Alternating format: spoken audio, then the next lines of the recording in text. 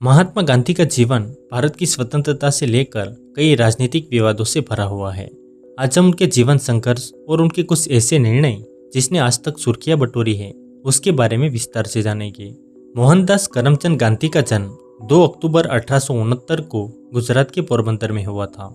उनके पिता करमचंद गांधी पोरबंदर के दीवान थे और माता पुतलीबाई एक अत्यंत धार्मिक महिला थी जिनका मोहनदास के चरित्र पर गहरा प्रभाव पड़ा। गांधी जी का शुरुआती जीवन सामान्य था। वो एक शर्मीले छात्र थे। उस समय कम उम्र में शादी होना आम बात थी, तो सिर्फ 13 साल की उम्र में ही उनकी शादी कस्तूरबा से कर दी गई। अपनी शुरुआती पढ़ाई खत्म करने के बाद साल 1888 में वो लंदन गए। वहां पर उन्होंने शाकाहार और अलग अलग धर्मों का गहरा अध्ययन किया। 2 साल पढ़ाई करने के बाद 1891 में वो वापस भारत लौटे। यहाँ पर मुंबई और राजकोट जैसे शहरों में उन्होंने वकालत शुरू की, लेकिन शुरुआती दौर में वो बहुत सफल नहीं रहे। साल 1893 में एक गुजराती व्यापारी दादा अब्दुल्ला का मुकदमा लड़ने के लिए गांधी जी दक्षिण अफ्रीका गए। ये यात्रा उनके जीवन का टर्निंग पॉइंट साबित हुई। यहाँ पर उन्होंने पहली बार नस्लीय भेदभाव का सामना किया। दरअसल थिटर मेरिट्सबर्ग रेलवे स्टेशन पर उन्हें गोरा न होने के कारण फर्स्ट क्लास के डिब्बे से बाहर फेंक दिया गया। इस घटना ने उन्हें अंदर से झकझोर दिया।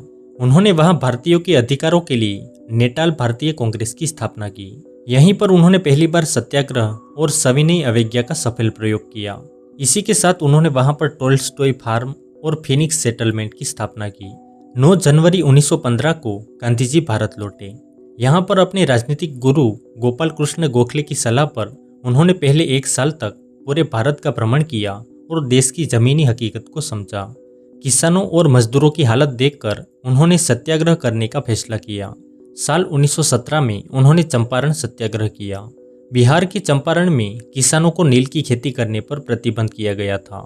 इसके विरोध में गांधी जी ने सैकड़ों किसानों के साथ ये सत्याग्रह किया और ये किसानों के हक में पहला सत्याग्रह बना। साल 1918 में खेड़ा सत्याग्रह, जिसमें गुजरात की खेड़ा में फसल नष्ट होने के बावजूद अंग्रेज सरकार कर वसूली कर रही थी और इसके विरोध में गांधी जी ने किसानों का साथ दिया और ये सत्याग्रह हुआ। अहमदाबाद मिल हड़ताल, 1918 में मिल मजदूरों को प्लेग बोनस नहीं दिया जा रहा था। इसके विरोध में गांधी जी ने भूख हड़ताल की थी।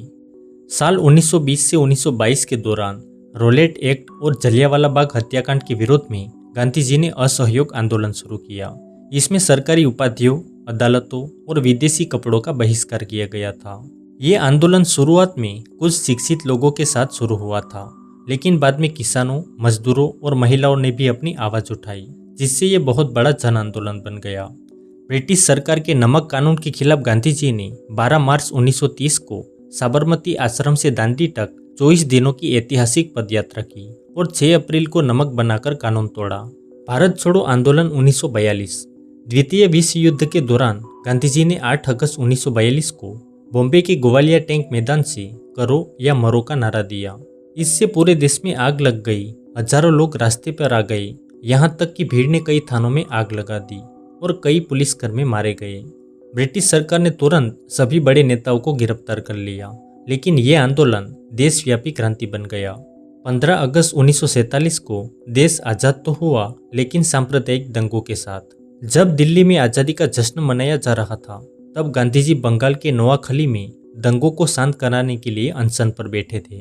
अब बात करते हैं कि गांधी जी के साथ रहने वाली लड़कियां कौन थी। एक लड़की थी मनु गांधी।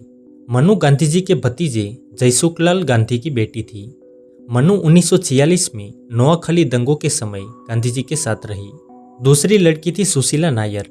ये गांधी जी के निजी सचिव प्यारेलाल की बहन और गांधी जी की पर्सनल डॉक्टर थी। इन दोनों लड़कियों और गांधी जी के संबंध का विवाद आज तक चर्चा में है। दरअसल गांधी जी का मानना था कि देश में हो रही सांप्रदायिक हिंसा को रोकने और मानसिक शक्ति को प्राप्त करने के लिए उन्हें अपनी वासना और विकारों पर पूर्ण विजय प्राप्त करनी होगी। इसीलिए उन्होंने 1906 में ही ब्रह्मचर्य का व्रत ले लिया था, लेकिन जीवन के अंतिम पड़ाव में उन्होंने इसकी परीक्षा लेने का निर्णय किया। नोआखली दंगों के बीच गांधी जी ने अपनी पोती मनु और बाद में सुशीला के साथ बिना कपड़ों के एक ही बिस्तर पर सोने का प्रयोग किया, ये जांचने के लिए कि क्या उनके मन में कोई शारीरिक विकार आता है। इस प्रयोग की समकालीन नेता जैसे जेबी कृपलानी और राजा गोपालाचारी ने कड़ी आलोचना की थी। हालांकि इस प्रयोगों को गांधी जी ने कभी छुपाया नहीं उन्होंने खुद अपनी डायरी में इसका उल्लेख किया है। इतिहासकारों के अनुसार यह पूरी तरह से एक आध्यात्मिक प्रयोग था, लेकिन आज के समय में इसे बेहद विवादास्पद नजरिए से देखा जाता है। 30 जनवरी 1948 गांधी जी की हत्या। महात्मा गांधी की हत्या आधुनिक भारतीय इतिहास की सबसे दुखद घटनाओं में से एक है। उनकी हत्या के पीछे मुख्य कारण देश का विभाजन और इसके बाद हुई सांप्रदायिक हिंसा थी। हिंदू राष्ट्रवादी का एक वर्ग, जिसमें नाथूराम गोडसे और नारायण आप्टे शामिल थे, वो गांधी जी की नीतियों से बेहद नाराज थे। उनका मानना था कि गांधी जी की विभाजन की नीति के कारण ही भारत का विभाजन हुआ और लाखों हिंदुओं को अपनी जान गंवानी पड़ी।